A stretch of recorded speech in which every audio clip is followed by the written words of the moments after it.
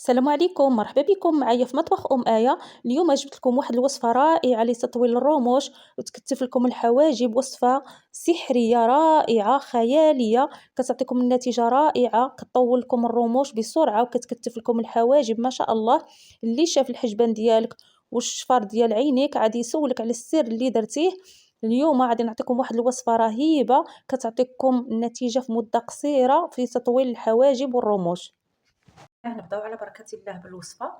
كنحتاجو في الوصفة كطولنا الرموش، كطولنا كتكثرهم لنا وكتقوي لنا حتى الحجبان ديالنا. راها رائعة في تطويل الرموش وكتدير لنا حتى كثافة في الحجبان ديالنا. وصفة طبيعية مكوناتها طبيعية رائعة هاد الوصفة. عندي هنايا الثومة كنحتاجو غير الورق ديالها. هاد الغلاف ديال الثومه هو اللي غادي نحتاجو، وكنحتاج هنايا الكحل البلدي، وعندي هنايا الحبه السوداء. من كتكون الحبه السوداء كيطحنها العشاب كتخرج هاد البقايا ديالها. خذوهم راه يعطيهم لكم العطار. هاد البقايا ديال الحبه السوداء راهم رائعين زوينين. وكنحتاج لهنايا القرنفل حتى هو رائع، حتى هو راه زوين في تطوير الرموش او الحجبان. وعندي هنايا اللوز، واحد 4 الحبات ديال اللوز. وعندي هنا نواه تاع التمر. نواه التمر حتى هو زوين بزاف في تطويل الرموش والحجبان. دابا كنقيو الثومه، كناخذوا غير القشره ديالها، واحد 2 ريوس نتاع فصوص الثوم كتاخذوا لهم القشره ديالهم. صافي ما تكثروش، ديروا غير 2 ريوسه نتاع الثومه القشره ديالهم، تاخذوا غير القشره ديالهم. كناخذ واحد شويه ديال الالومنيوم، كناخذ فيه كندير فيه هاد القشره ديال الثوم،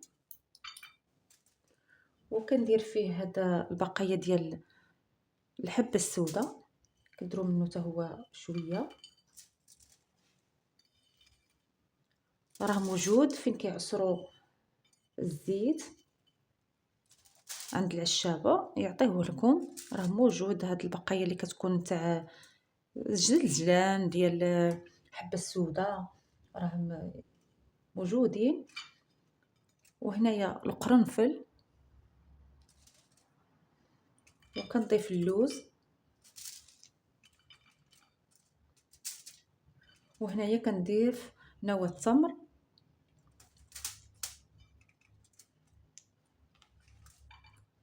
والكحل ما كنضيفوش دابا حتى يتحرقوا معنا هاد المكونات.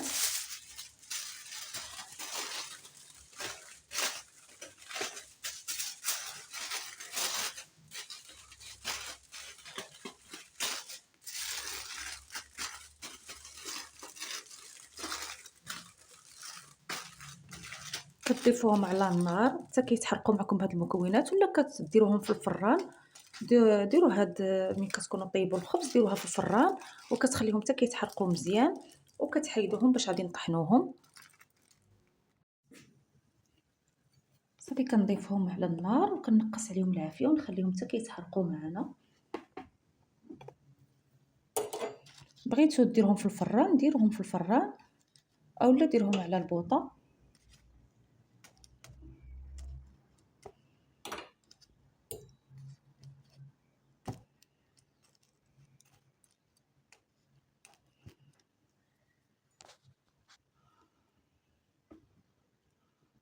كنخليوهم حتى كيتحرقوا معنا دوك الاعشاب، راهم دغيا كيتحرقوا.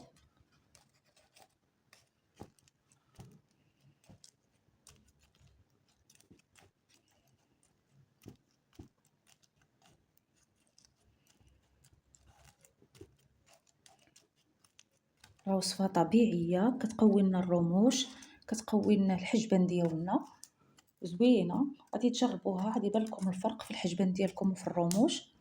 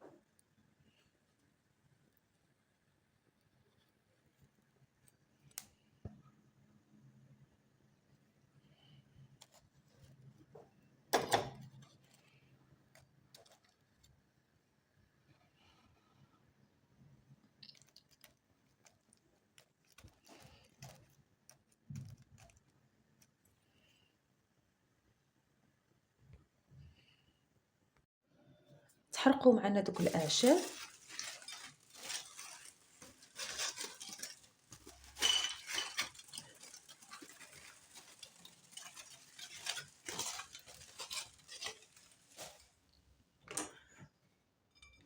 طبعا غادي نديرهم في الطحانه، غادي نطحنهم.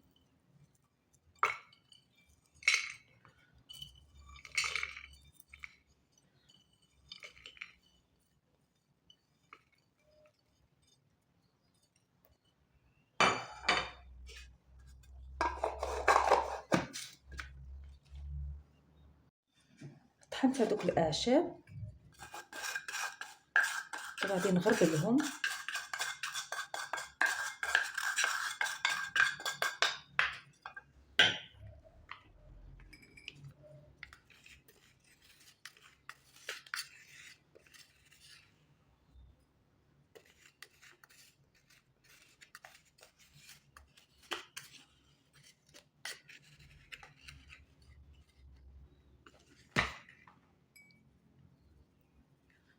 ضروري تغربلوهم.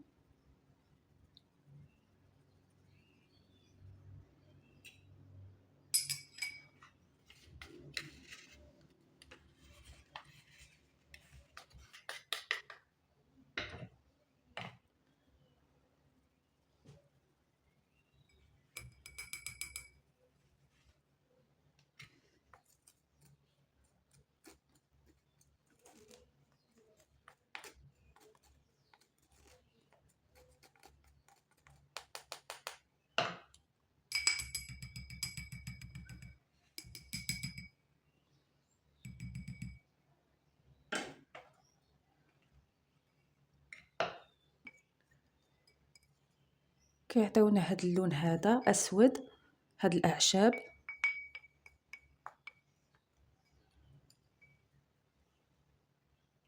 دابا كنضيف لهم زيت الزيتون باش كنخلطهم بزيت الزيتون.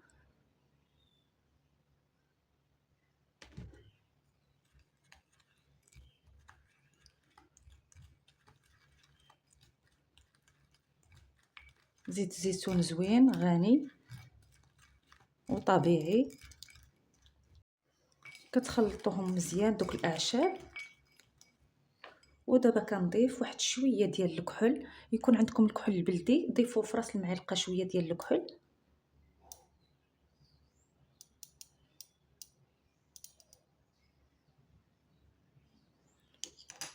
كتضيفوا واحد شويه ديال الكحل يكون بلدي، وكنخلط مزيان.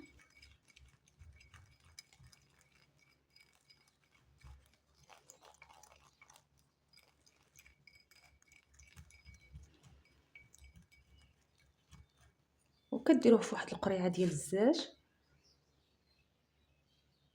وكتحتفظوا به، تبقاو تستعملوه الرموش والحجبان ديالكم.